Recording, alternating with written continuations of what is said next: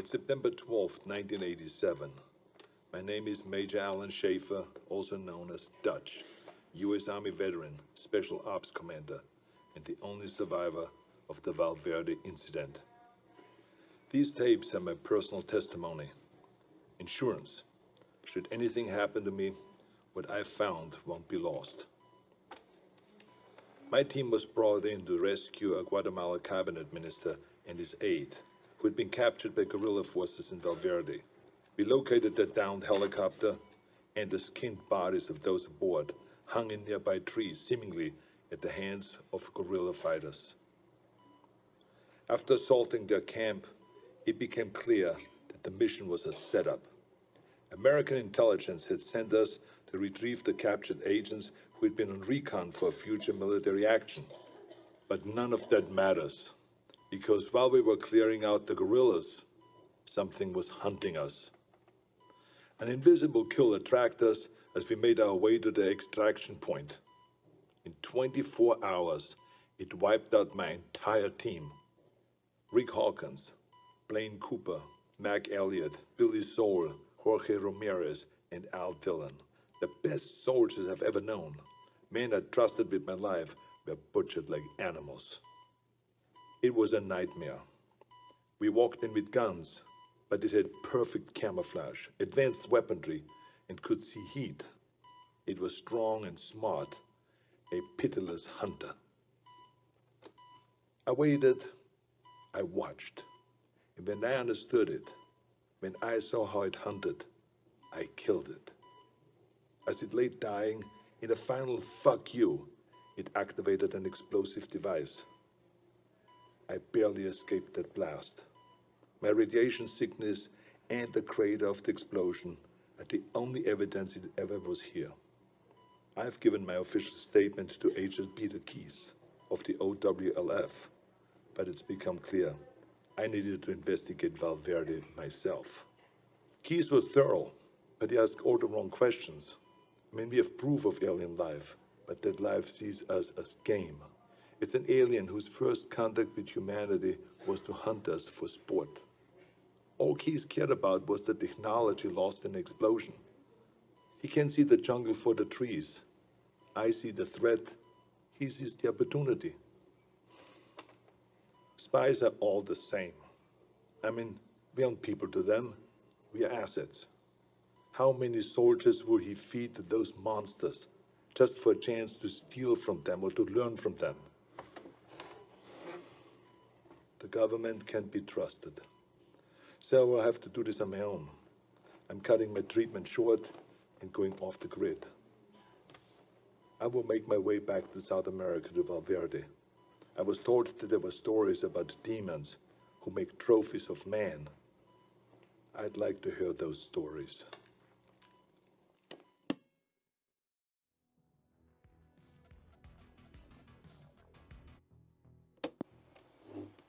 April 8th, 1991. I'm not dead yet.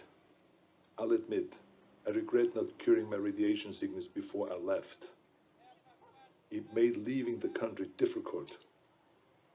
I cashed in a few favors, took one too many off-the-book flights in rusted-out buckets, but I made it back to Val Verde.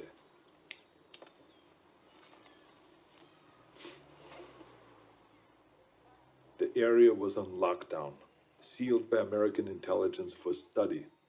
The complex centered on a crater from the alien self-destruction. I found the scientists slumming in a local bar. A few drinks, a couple of threads later, he was ready to talk. It wasn't much, barely anything I didn't already know. The blast emitted a form of radiation they'd never seen before. Some believed it was extraterrestrial, some didn't. Either they're not too bright, or there's nothing to find. I decided to let them keep searching in vain. It kept them busy and off my trail. I've been touring villages and small towns using the cover of an author writing about South American folklore. I don't know if any of them bought in, but they took my money and told their stories. The closer they were to the jungle, the more stories of devils in the trees. Some were bullshit, made up on the spot, but some carried consistencies that I couldn't ignore.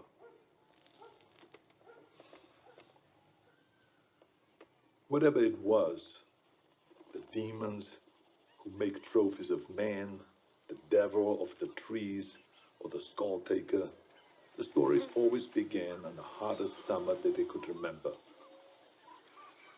In the summer of 1987, Val Verde nearly broke its all-time high in temperatures. They love the heat. It must remind them of home. Everything else confirmed the truth of the stories. Proud warriors skinned and hanged, skulls and spines ripped from their bodies. Maybe it was obvious from the beginning, but it wasn't until I heard the stories that I truly accepted the purpose of these mutilations. I mean, they're taking trophies. They travel impassable distances to hunt us, skin us, and mount us over some alien fireplace on another world. It would be disgusting if it weren't so familiar. Where do I go now? It's been on my mind all year. The takeaway from all this intel is that they've been doing this for decades, centuries maybe. They're coming back, and I need to be there when they do.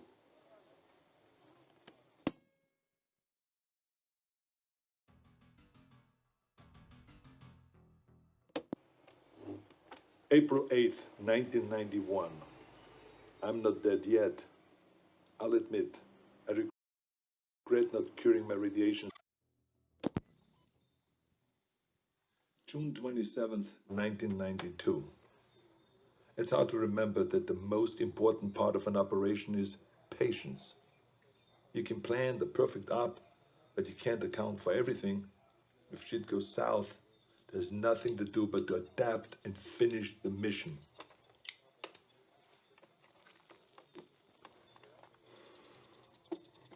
Sometimes you just get lucky. I was in the dock, 10 clicks downriver from the Val Verde border, figuring out my next move. I was ready to pack it in. I mean, I thought that I'd learned everything that I could, that there was nothing left for me to find. The OWLF had abandoned the detonation site a year ago, and I thought that they already shipped back to America. That's when I saw Agent Peter Keyes tie his skiff to the dock. I mean, I haven't seen Keyes since I gave my official statement to him. It was impossible, but there he was with three of his buddies.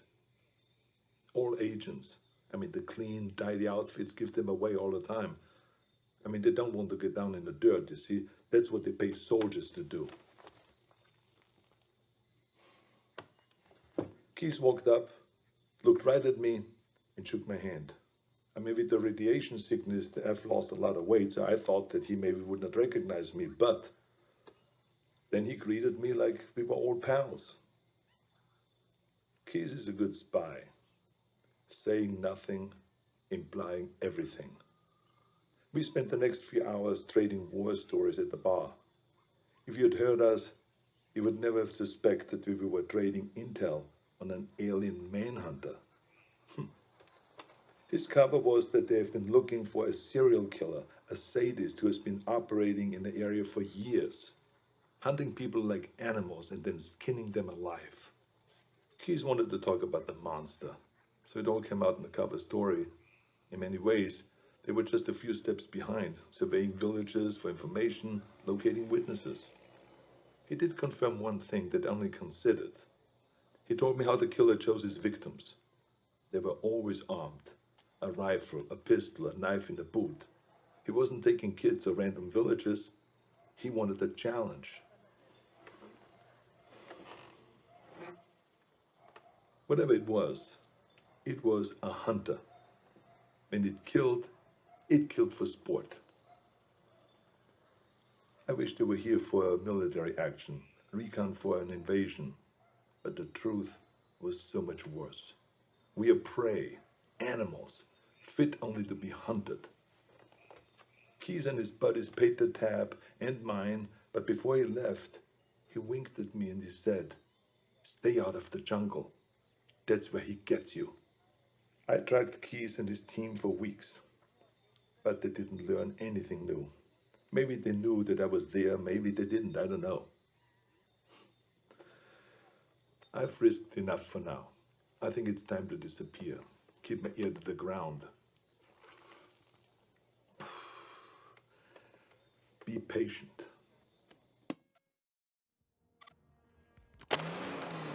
March 3rd, 1996, Zaire. I thought I could wait. I thought that I could hold back and make my move at the right time. I couldn't. Fuck. I had to find them. I needed to hunt it or let it hunt me. I joined up with any private military company that was headed into the hot zone. I pulled every string, cashed out every favor just to follow the sweat and the death that attracted the demon. I eventually put together a team myself. Lost soldiers and haunted men, willing to fight and to die wherever I led them. They thought that I was a legend, and I let them believe that. I'm quiet and good in what I do. They needed them to see me as a legend, so that they could take them to die in a sweltering jungle. We went on more missions than I can remember. We didn't fire until we were fired at.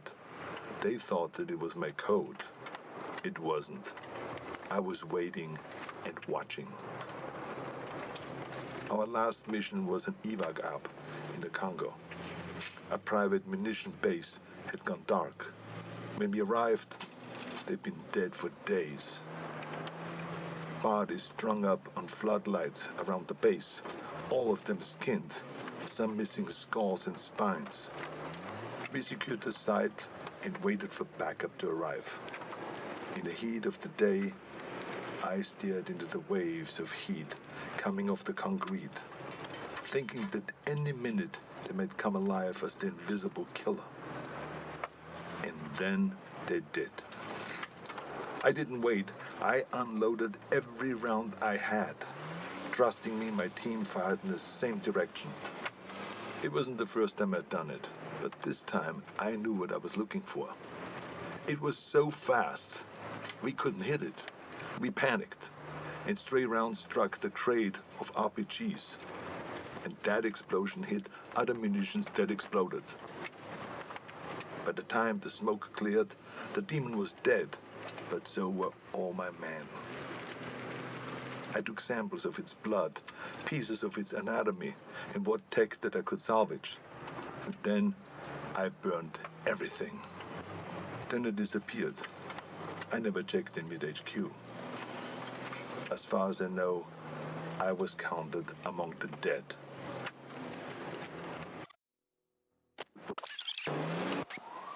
October 12, 1997, Los Angeles.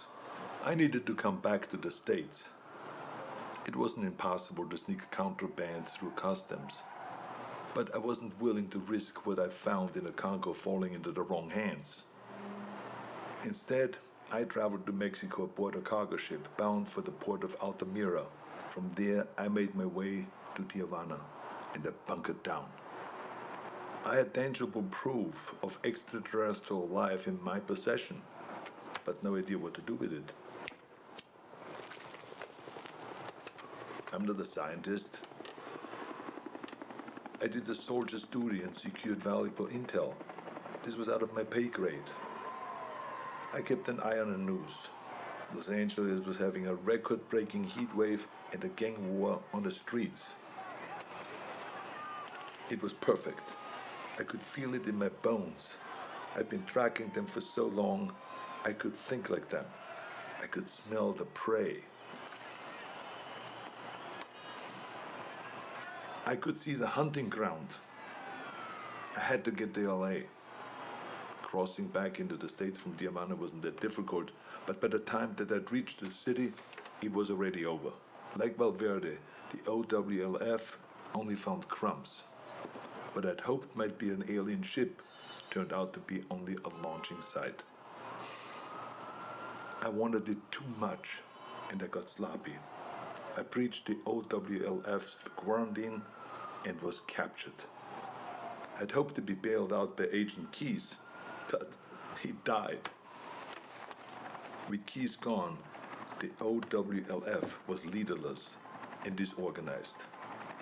I was interrogated, but I negotiated my release by bartering the alien materials that I'd recovered from the Congo.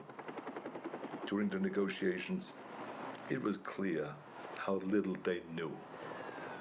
They needed someone who understood the threat, so I offered to work with the OWLF as a consulting advisor. They had the funding, the technology that I needed to continue my hunt. I wouldn't work for them, but I would work with them. There will be a weapon that I can use to hunt down these predators as they move to fresh ground. It's only a matter of time until they see us as a real threat. When the prey can fight back, it's no longer a hunt. It is war. March 3rd, 2008. We've gotten good at killing predators. Every time we find one, we come back with more tech, more research, and the OWLF's funding goes up. Together, we have gotten stronger and more efficient. For a time, the aliens were surprisingly predictable. They had no idea that we knew so much about them. But that began to change. They sent better hunters every time. They're beginning to see us as a threat. Or we've become a more worthy prize. Maybe both.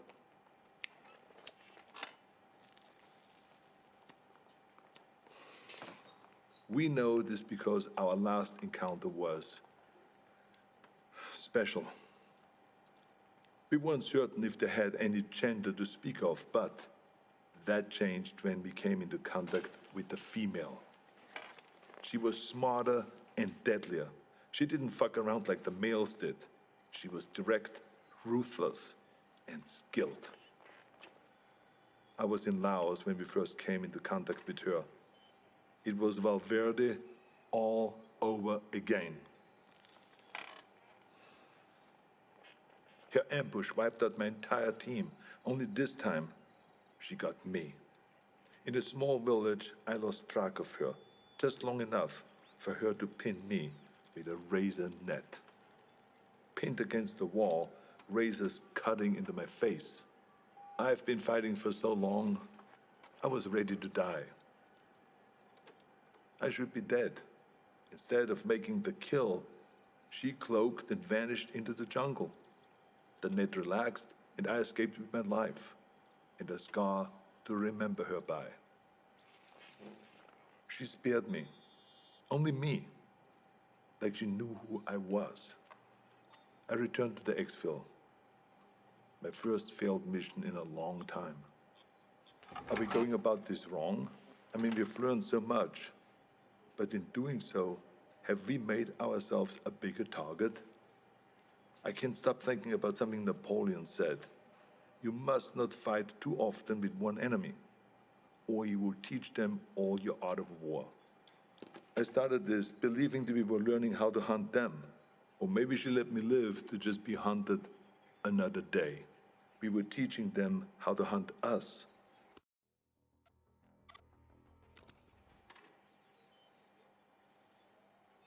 January 13th, 2019. I knew that the Predator's deployment to Earth would make it impossible to keep all of this a secret. Sooner or later, there would be another player on the board.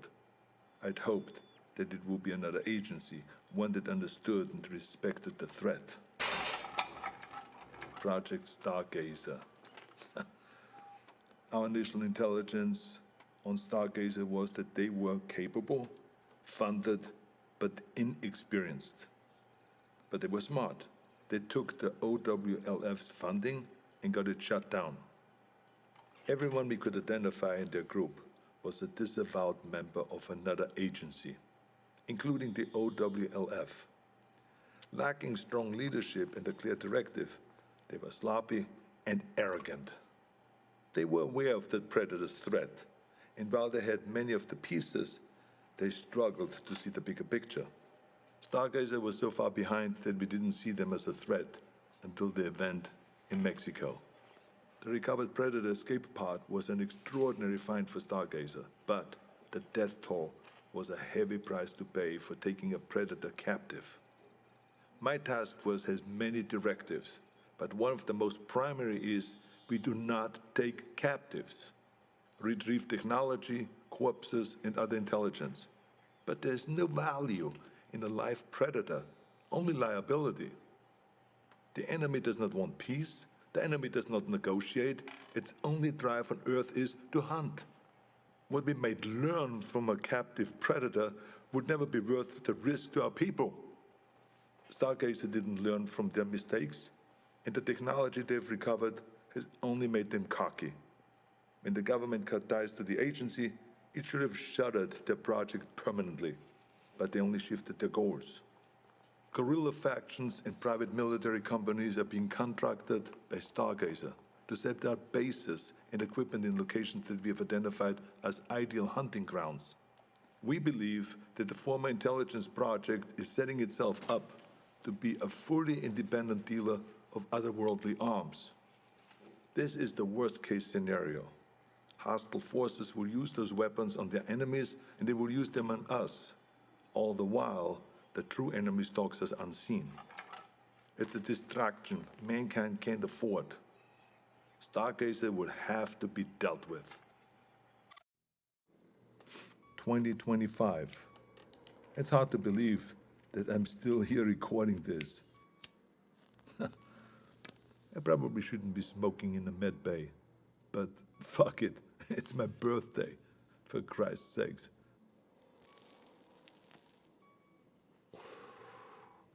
I turned 78 today, but I'm out there hunting. I should be retired. I should be doing anything but this. My life shouldn't be possible.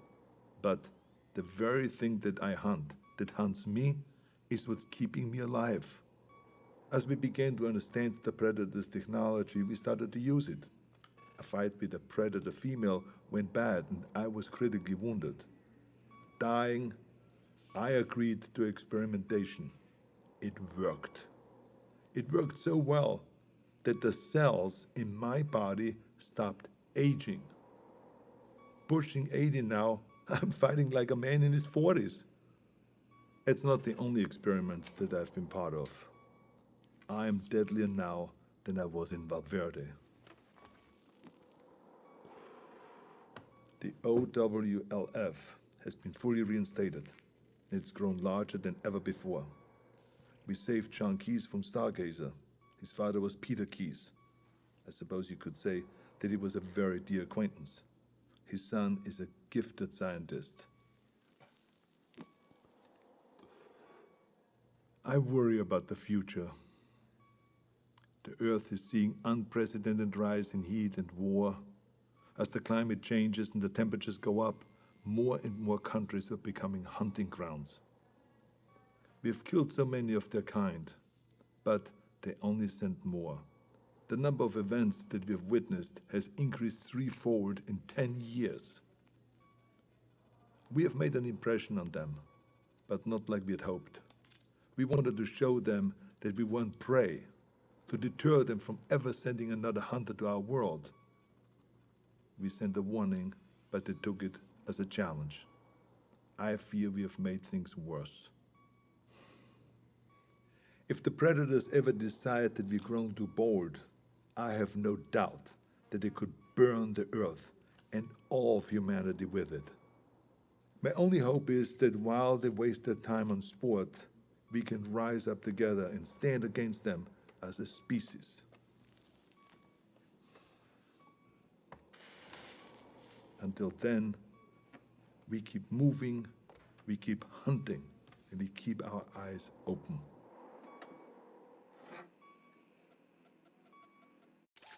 The champion of the world, killing spree 37!